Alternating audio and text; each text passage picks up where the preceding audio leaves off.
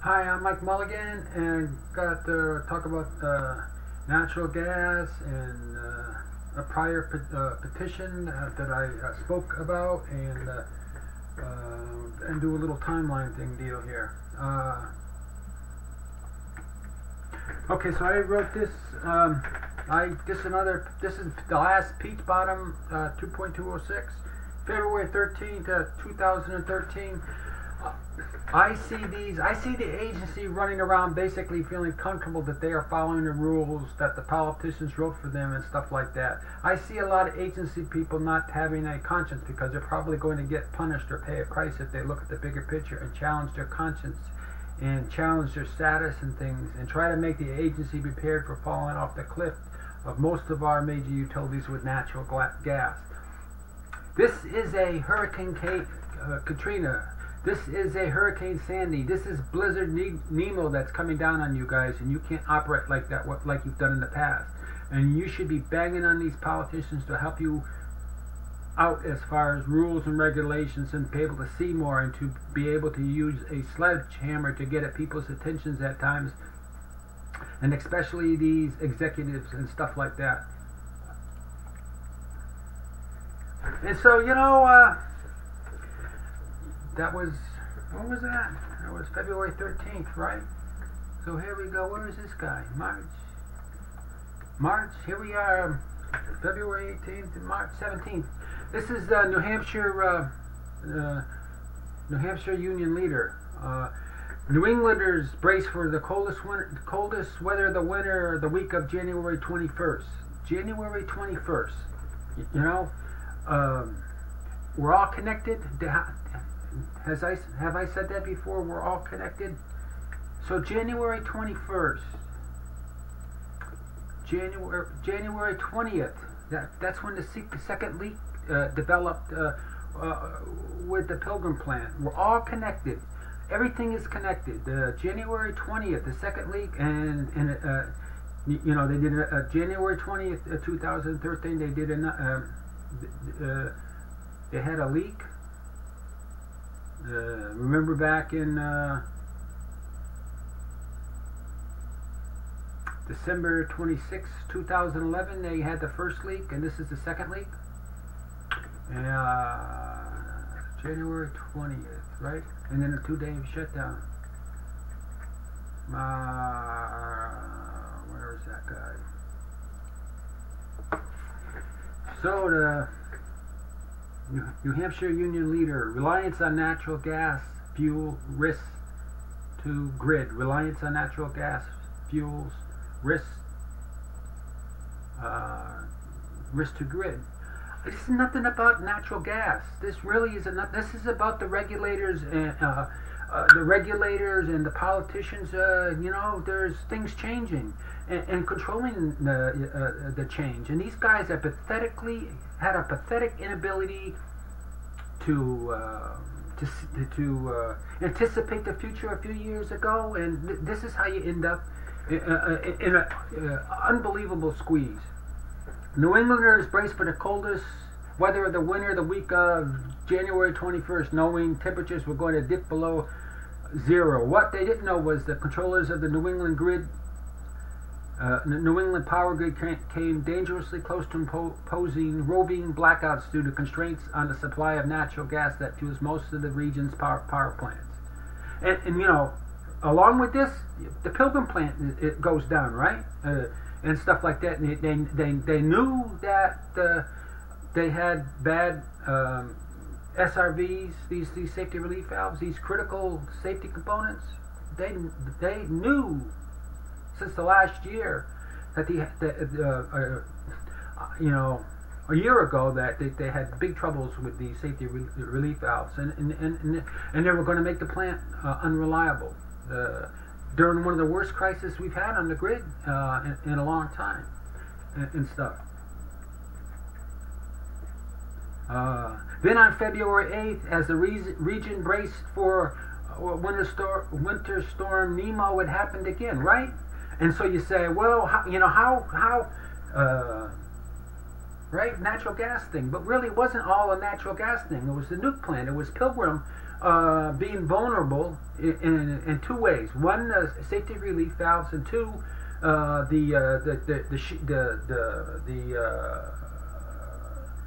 main transformer, and also the transmission people with unreliable tripping of the lines and stuff like that. So here you go again. Issues with Pilgrim. 2 days beforehand they started. They went down to 80% power because that baby was leaking, right? And I don't know where the hell everybody was as far as preparing everybody. Getting an order out there to have as many power plants up as possible, or in standby, or ready in quick use and stuff like that. How much of this is all ginned up, in incompetence, dressed up as incompetence? How do we know that this wasn't all incompetence with these guys, these fat bastards controlling the grid, controlling and regulating our grid and stuff like that? So, if we had lost one more Storm Nemo was approaching. If we had lost one more big generator or transmission line, we would have had to resort to our emergency procedure. Said I'm not going to say that name. I mean, I can't. The procedures are to call to help get help from neighboring areas, and to call for voluntary conservation. And if that's not sufficient, to institute controlled power outage. We came quite close. This guy from the New England Grid, ISO, described those tense moments in the control room at ISO New England as the most stressful in recent memory. Well, why? Why is it? Why was it? How did they set this damn thing up? How did they set this thing up that a simple storm was going to, put retired people out in the cold, and all that sort of stuff, and everybody else out in the cold, and that type of thing, in a blizzard. How could we be so unprepared? How could we be so unprepared as this shortage was going on for a number of months, since January 21st and stuff like that. Now back in February, these procedures are called on to help from neighboring areas.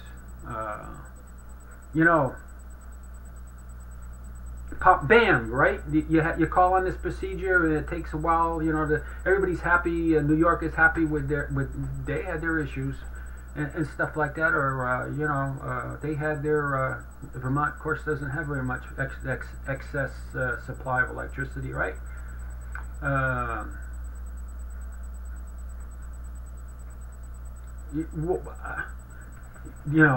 These short calling on for your neighbors to help you and stuff like that. It's just they don't have enough time to prepare these plants these standby plants to be coming up and stuff like that. So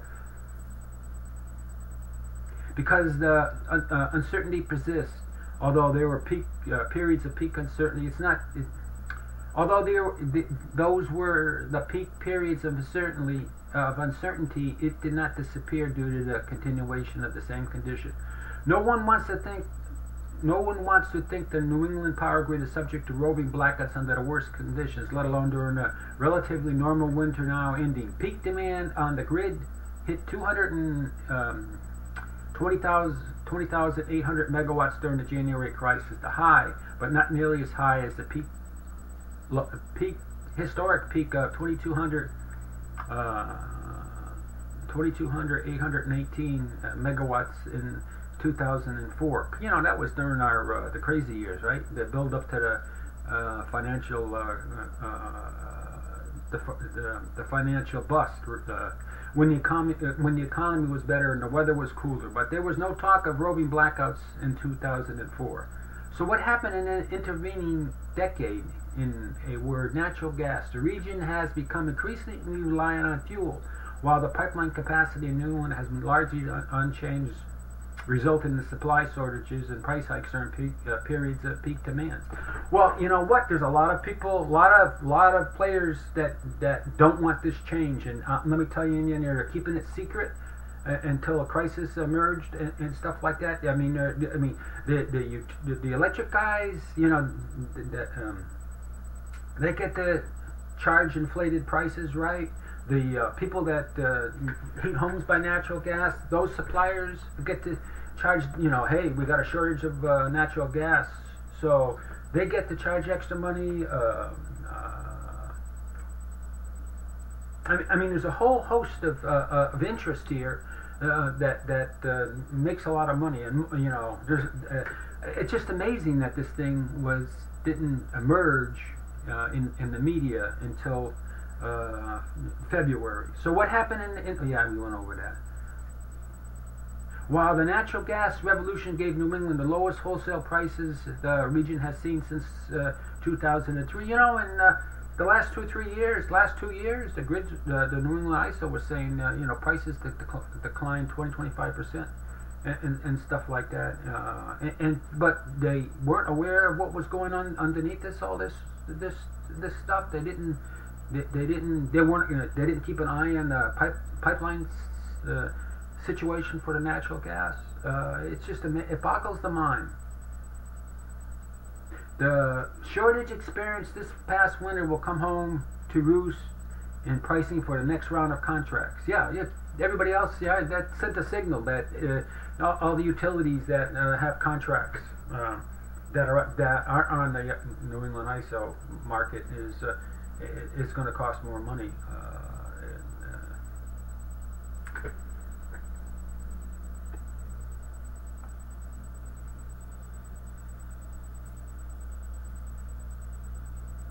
It's very difficult for me and the ISO predict that because we have very little visibility into each state structure, how it structures this retail contracting. Well, that's the problem with the ISO, right? They're a private, independent, non-profit agency. It's set up like that to be weak, and weak as far as enforcing the grid players to behave, and weak as far as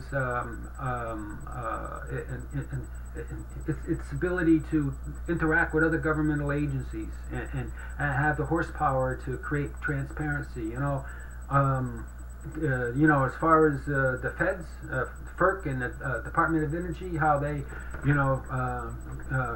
especially how intertwined electricity and natural gas is becoming and stuff like that. Well, where are they as far as to say, we got to have a different structure there. We got to have a fundamentally different structure where the natural gas players and the pipeline guys and the transmission guys are independent and separate and blind to each other and stuff like that. Where is the forward thinkers in our government, the highest levels of our government, saying, "Wow, this thing is opening up a hell of a crisis for us. Look at these idiots in New England can't build additional pipeline capacity. Look at the many tens of millions of Americans in this area, New York, New Jersey, in New England, Massachusetts, New Hampshire, Vermont, Maine, and stuff like that. Millions of people that they're going to be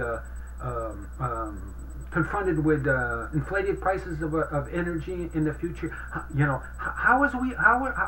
How come we as a government can't come by with a big hammer and shake the hell out of the natural gas pipeline industry and shake the hell out of the New England ISO transmission people and make everybody work for the public, right? And not to have these kind of spikes and stuff like that, and all these players making enormous amounts of profits out of suffering New England people, as far as high electricity prices and lack of ability. Nobody wants to build any plants here, any other kind of manufacturing plants here, because it's too expensive. Electricity is too expensive.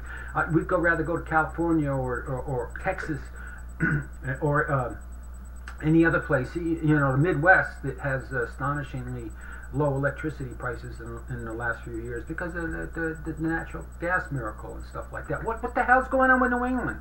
You know, what the hell is going on with the, like I said, you know, the natural gas transmission people, FERC oversees the natural gas industry and their piping industry, and the electricity. The FERC is supposed to be the guy that, you know, sees the natural gas guys and the electric people, and has the power to put them together and make them talk to each other and anticipate the future, so we don't have price spikes and shortages and old ladies and old men being threatened with not having electricity in their house. Remember that, when was it,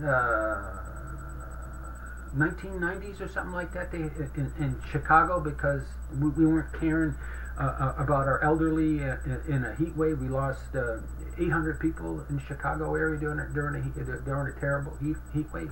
Can you imagine how many elderly we would have lost if we had to do roving blackouts in the Boston area or something like that? How many people?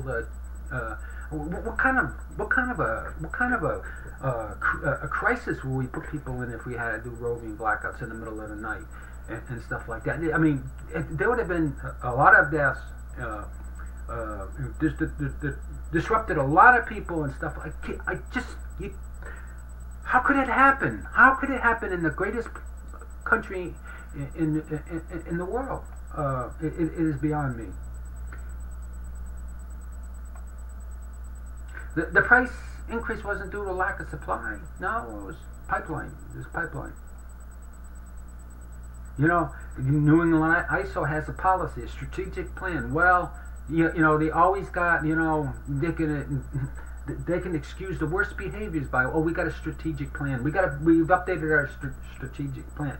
You know, somebody needs to pay a price here with the New England ISO and FERC with controlling our natural gas or alerting other higher levels of government.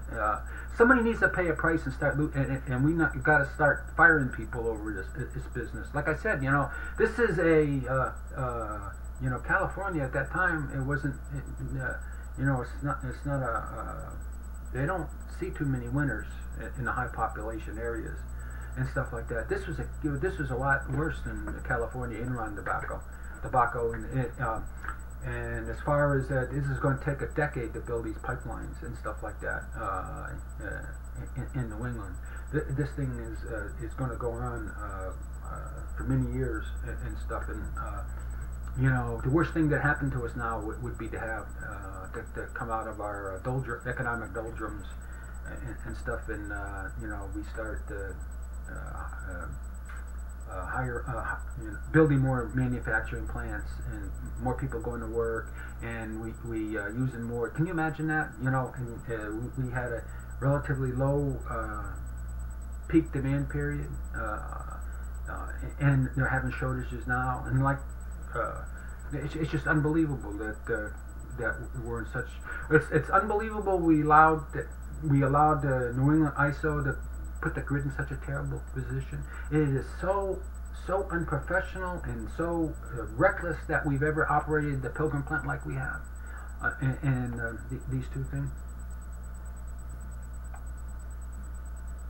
You know, it talks about, well, from 2000 the fuel mix in New England, you know, the balance changed, and you know, they got the Northern Pass project, more electricity from Quebec. You know, well, you don't go there. You don't want me talking about, well, why are our futures controlled by Canada? You know, why are we allowing another country to control our natural gas, our energy future? See, but this isn't a pipeline deal. This is the regulators and the people that, you know, really the high up guys that have a lot of experience as overseeing, you know, utilities, the natural gas utilities and the electric utilities, and seeing how they're changing and having meetings and discussing, you know, oh yeah, we got a reduction of price of natural gas. This is going to be like a tax cut for everybody, right? a huge, enormous tax cut by everybody. Well, what's going on here in New England? In order for them to take advantage of it, believe me, for the last 20 years or 30 years, natural gas, most of the new addition to the grid system has 90% of the new addition to the grid capacity has been natural gas plants. I mean, this thing's been going on for many decades, and type of thing. And nobody wants to build coal plants or nuke plants or oil plants and stuff like that. The majority of the, believe me, the natural gas side of the making electricity, they've been the controllers of the price of electricity for the last 30 years. And the natural gas people in the 90s and before this crisis, they were very expensive electricity, and everybody likes, as far as the nuke guys and everybody else, they like the idea of bringing on a, how would I say that? They were a cost leader, they were the expensive leader as far as producing electricity in the last 20 years.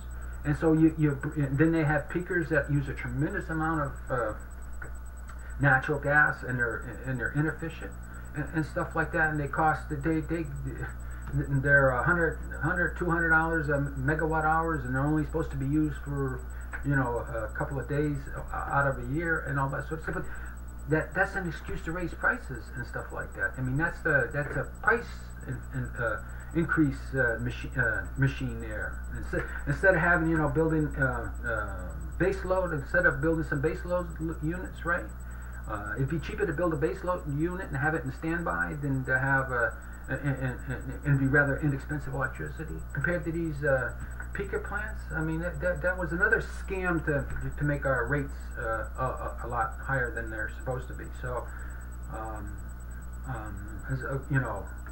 as far as the most corrupt people, I mean, the New England ISO and that gang is pretty bad. But the natural gas guys for the last 20 years have been terrible as far as leading to expensive electricity, basically because of fraudulent means. Again, this whole thing, this natural gas and this New England ISO, that's the Enron California energy crisis in New England. I think it's going to be bigger than the California debacle, because this thing is going to go on for years, and everybody's going to blame minor things. We didn't have enough natural gas pipeline capacity. The reason why we didn't have it is because our governmental people, the FERC guys, and the ISO didn't get together and talk to the highest levels of government, and they didn't come down with a hammer and say we're going to straighten out this stupid market, and we're going to create transparency and fair prices, and our prices of electricity and natural gas are going to be equivalent to the rest of the nation. What's going on here in New England, this sense of high prices for natural gas and electricity, there's no excuse for it.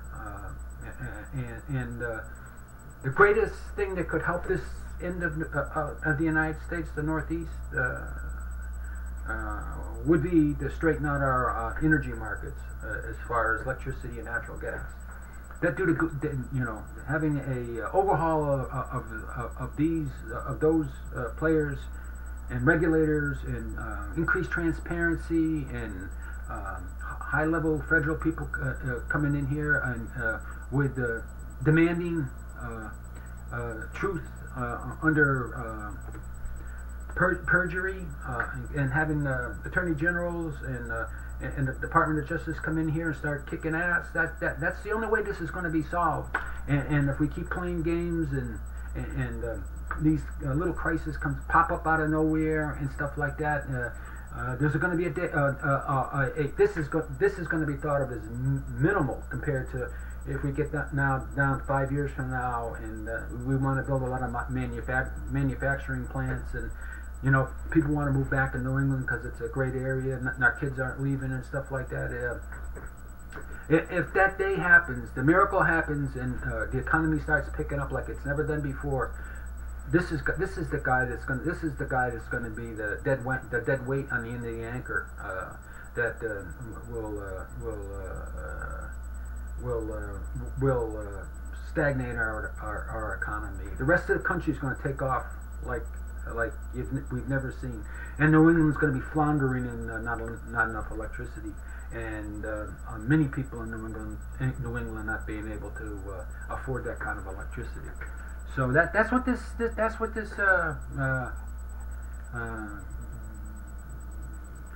New Hampshire Union Leader article. The New York Times came out with a story 2 weeks before that, and more or less talked about in the same length about the crisis in New England as far as electricity. And again, you know, nobody really, you know, we don't, you know, back in the '60s we had our we had Star Trek, and we had our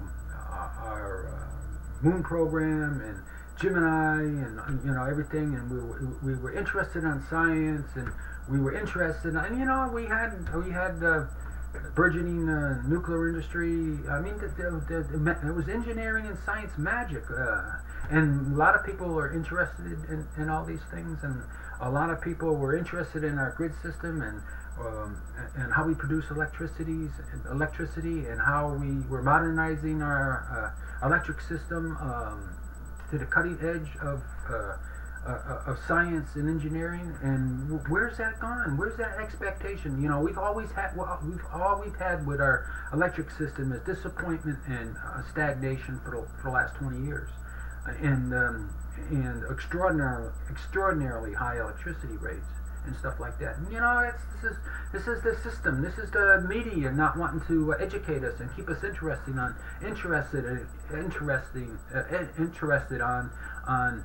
how society is built, how society needs roads and bridges, how society really needs electricity and natural gas, and how it's all going to fit together, and spending a lot of print on and media time on explaining, you know, how are we going to create this modern world in front of us. You know, most of us in the United States, you know, we get tilitated, or whatever you call it, on this TV crap that you know, it makes us. It's like an addiction. It's like cocaine. You know, we want to either get to see gruesome stuff or being entertained by bullshit and all that sort of stuff on TV and stuff like that. And in the old days, you know, the news and all that sort of stuff, you know, that was you weren't expected to make money over the news, and the newspapers were making so much money. You know, they had a sense that they looked out for society more. They threw a lot of newspaper articles and television documentaries at you, and they knew that people weren't really interested in it, other than they stuffed it down our throats and stuff. And they had a sense of society, greater civilization, greater civil society. They were making so much goddamn money, the TV people and the newspaper people, they really didn't care as far as the news side of it, you know, if they were making money or not. A lot of it was that they wanted a greater society, and damn y'all if you don't want to listen. We think that's what you need, and to be educated and to drive our society to bigger and better heights and stuff like that. And you should miss them times when the newspapers and TV people weren't so driven on pennies and profits, and trying to feed us the cocaine that they've been feeding us of late. Instead of them, you know, having a sense of purpose, a lot of funding, where they really didn't care if people listened to a lot of this stuff. They threw it out there because they wanted to build a better world for us. We should be grieving we don't have them days back here again, as far as you know, trying to build a better society, a more civil society, care about our infrastructures and roads, bridges, our electric system, and spend, you know, they could make it palatable as far as talking about bridges, roads, and electric system. They could entertain us with stories about that if they really had to, you know, and stuff like that. But there's no really need for it, so they don't use all their expertise to make decent programming and entertaining documentaries and movies about our infrastructures and bridges and programs and how you know how in an entertaining way educating us. You know, they love to spend money on law and order and violence programs and police programs and, you know, and all that sort of stuff. They figured a way to make that entertaining. Or they could figure a way to make infrastructure entertaining. They could figure out a way to make education and science more entertaining. But I don't know why they go to this cheap shit that's it's more equated to cocaine and booze than trying to help us build a better world. Thank you. I'm Mike Mulligan.